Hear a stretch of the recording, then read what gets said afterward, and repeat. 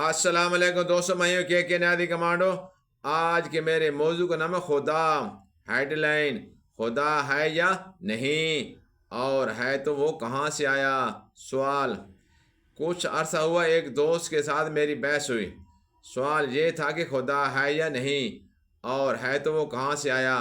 ہم دونوں اس معاملے میں علم نہیں رکھتے تھے، لیکن پھر بھی میں سوال کے پہلے جز کی حد تک اپنے مخاطب کو مطمئن کرنے میں کامیاب ہو گیا، لیکن دوسرے جز کا کوئی جواب مجھ سے بن نہ آیا۔ چنانچہ اب یہ سوال خود مجھے پریشان کر رہا ہے۔ ایک موقع پر میری نظر سے یہ بات گزری ہے کہ نبی صلی اللہ علیہ وآلہ وسلم سے بھی یہ سوال کیا گیا تھا، اور آپ صلی اللہ علیہ وآلہ وسلم نے اس کے جواب میں فرمایا تھا کہ کچھ باتیں انسان کے سوچنے اور سمجھنے سے باہر ہوتی ہیں، اور یہ سوال بھی انہی میں شامل ہے۔ میں بہت کوشش کرتا ہوں کہ حضرت صلی اللہ علیہ وآلہ وسلم کے اس فرمودہ سے اطمینان حاصل کروں، لیکن کامیابی نہیں ہوتی۔ برائے کرم آپ میری مدد فرمائیں۔ جواب: آپ کے ذہن کو جس سوال نے پریشان کر رکھا ہے، اس کا حل تو کسی طرح ممکن نہیں ہے، البتہ آپ کی پریشانی کا حل ضرور ممکن ہے، اور اس کی صورت یہ ہے کہ آپ اس قسم کے مسائل پر سوچنے کی تکلیف اٹھانے سے پہلے اپنے علم کی حدود کو اچھی طرح سمجھ لیں۔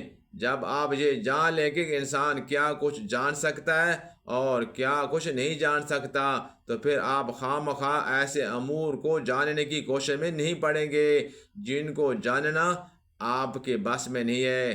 خدا کی ہستی کے متعلق زیادہ سے زیادہ جو کچھ آدمی کے امکان میں ہے، وہ صرف اس قدر ہے کہ آثار کائنات پر غور کر کے ایک نتیجہ اخذ کر سکے کہ خدا ہے، اور اس کے کام شہادت دیتے ہیں کہ اس کے اندر یہ اور یہ صفات ہونی چاہیے۔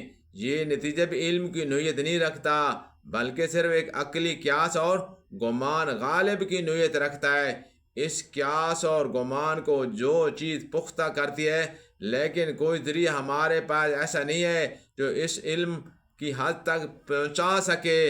اب آپ خود سوچ لیجیے، جب خدا کی ہستی کے بارے میں بھی ہم یہ دعویٰ نہیں کر سکتے کہ ہم نے اس کو ہونے کا علم حاصل ہے، تو آخر اس کی حقیقت کا تفصیلی علم کیوں کر ممکن ہے؟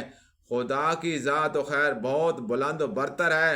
ہم تو یہ بھی نہیں جانتے کہ زندگی کی حقیقت اور اس کی اصل کیا ہے۔ یہ توانائی انرجی کی جس کے متعلق ہمارے سائنسدان کہتے ہیں کہ اس نے مادے کی شکل اختیار کی ہے اور اس سے یہ کائنات وجود میں آئی ہے، اس کی حقیقت ہمیں معلوم نہیں، اور نہ ہم یہ جانتے ہیں کہ یہ کہاں سے آئی اور کس طرح اس نے مادے کو گوناگون شکل اختیار کی۔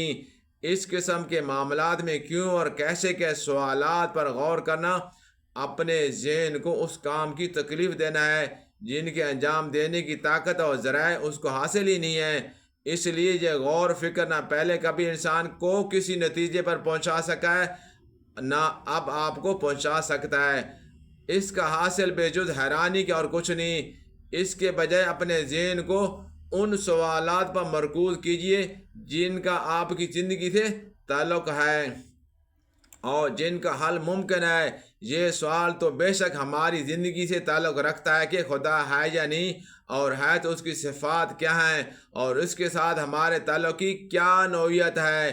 اس معاملے میں کوئی نہ کوئی رائے اختیار کرنا ضروری ہے، کیونکہ بغیر اس کے ہم خود اپنی زندگی کی راہ متعین نہیں کر سکتے، اور اس معاملے میں ایک رائے قائم کرنے کے لیے کافی ذرائع بھی ہمیں حاصل ہیں۔ لیکن یہ سوال کہ خدا کہاں سے آیا نہ ہماری زندگی کے مسائل سے کوئی تعلق رکھتا ہے، اور نہ اس کے متعلق کسی نتیجے پر پہنچنے کے ذرائع ہم کو حاصل ہیں۔ بہت شکریہ، اللہ حافظ۔